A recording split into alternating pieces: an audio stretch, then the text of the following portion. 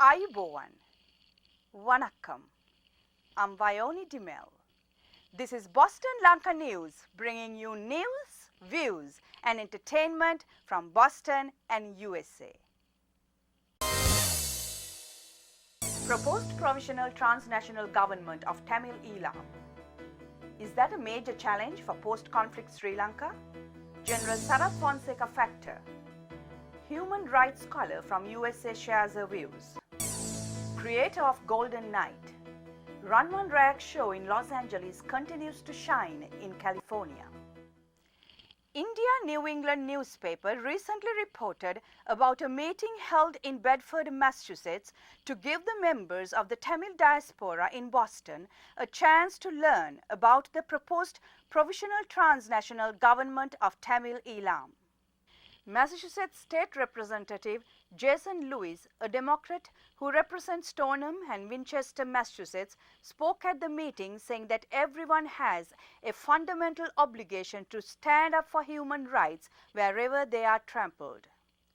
We asked Daya Gamage to share his views about the challenges in the post-conflict Sri Lanka, including the efforts of some members of the Tamil diaspora to form a transnational government.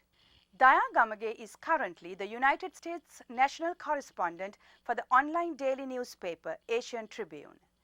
He was a political specialist for the United States Department of State at the American Embassy in Sri Lanka from 1970 to 1995. Mr. Gamage, now the war has ended. Sri Lanka has many challenges internally and externally. You have written about some of the pro-LTT elements in abroad who are spearheading a campaign especially in Western countries. Could you tell us, in your view, what is the biggest challenge Sri Lanka is facing now? You know, the LTT was actually internally defeated. For the pro-LTT elements in Western nations are aligning to a single coalition to convince the lawmakers and foreign ministries in these Western nations that Sri Lanka regime is a genocidal one, to push these Western nations to harass Sri Lanka on many issues. That's exactly what they are trying to do. The expatriate pro-LTT activists have already floated the transnational government of Tamil Eelam, through which to establish dialogue with the policymakers of the Western nation. That's exactly what they are doing right now. This has succeeded to some extent.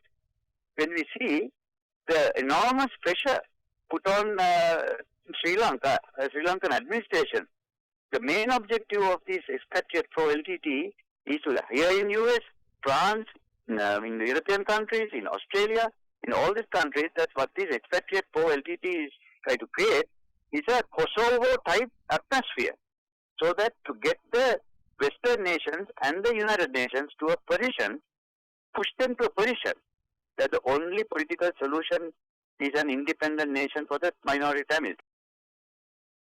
So the government of Sri Lanka the government of Sri Lanka has undertaken a colossal development project in the traditional Tamil districts in the north and east, and that we see it now, right now. But does the world know about this? The amount of development work that the government is doing in the north and east? No, because the government of Sri Lanka does not know how to market it. They are not very smart at marketing it. Now the impression that the Western nations have, and the lawmakers and the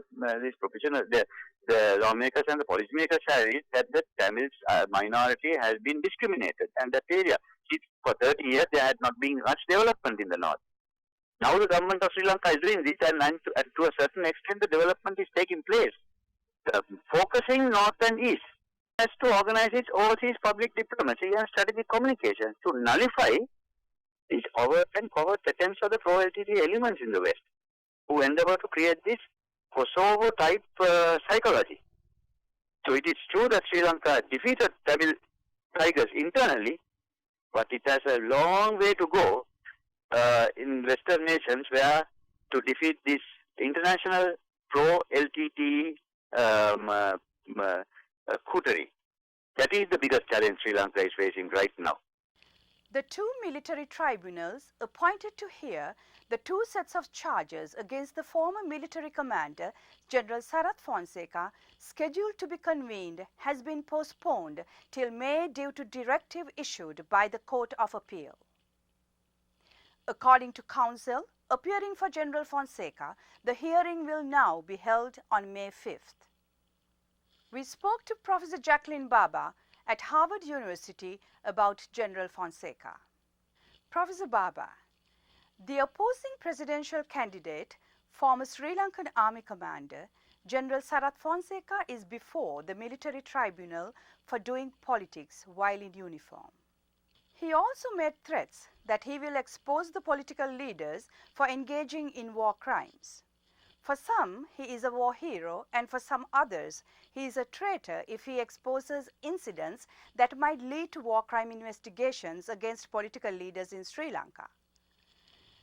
Could you please tell us what you think? Well, I'm not a huge expert on internal Sri Lankan politics, but I must say I would not agree with the people who would say he's a traitor. I would say that it's very important to have transparency about what has happened. I think it was very regrettable that the election was conducted in the way it was, and I think it was also regrettable that after the election, that there were arrests and that the whole situation of the internally displaced persons was not dealt with adequately. So I think there are serious issues about the transition from the war situation to the post-war situation, which a country will have to look at. And I don't think that anyone who calls for that to be looked at should be considered a traitor. I think it's part of a democratic process that you have to address these very difficult issues. That's not to say that others should come in and take over the country. Of course not. This is a Sri Lankan process. But I think that to silence one set of opinions by accusing them of being traitors, I think is not helpful. That would be my view. So I think that this country will go stronger if there is more democratic discussion and more access to information. That would be my approach. And I think that most human rights advocates would share that view. Sri Lankan community living in California has been privileged to have Palitha Kasturiarachchi, who has been instrumental in presenting many outstanding shows such as Ranwan Rayak and some other Sri Lankan cultural shows in Los Angeles. Palitha had done art directions in well-known teledramas such as Patasarungal and Patini, and also was the stage manager of the Othello stage play in Sri Lanka. He created and choreographed the Ranwan Rayak that has become a popular musical event in California.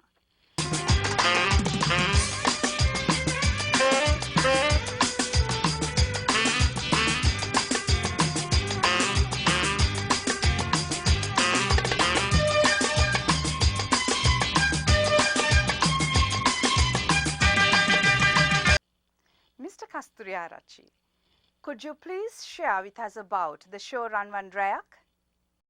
Hey, Ranwan Rayak, I started actually 2006.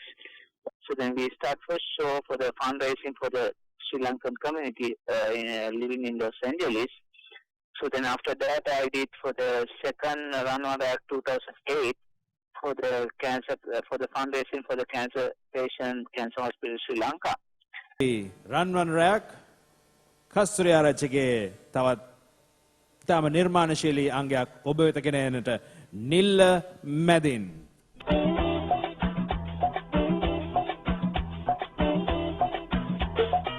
නිල්ල මැදින් යන් ආදර පාරෙනි දැල්ලේ අත්තර නින්ගන් ලෝකය ළඟයි පෙනෙන්නේ මල්තරාජ මල් මදිරා පිරදිනානි හේ දිව්‍ය විමානි කුසුමන්නේලා ගිනානි Ranwan second Sneaky Lifetime Award for the Queen legend. Actually, she's a queen of the singer cinema, Mali Fonseca.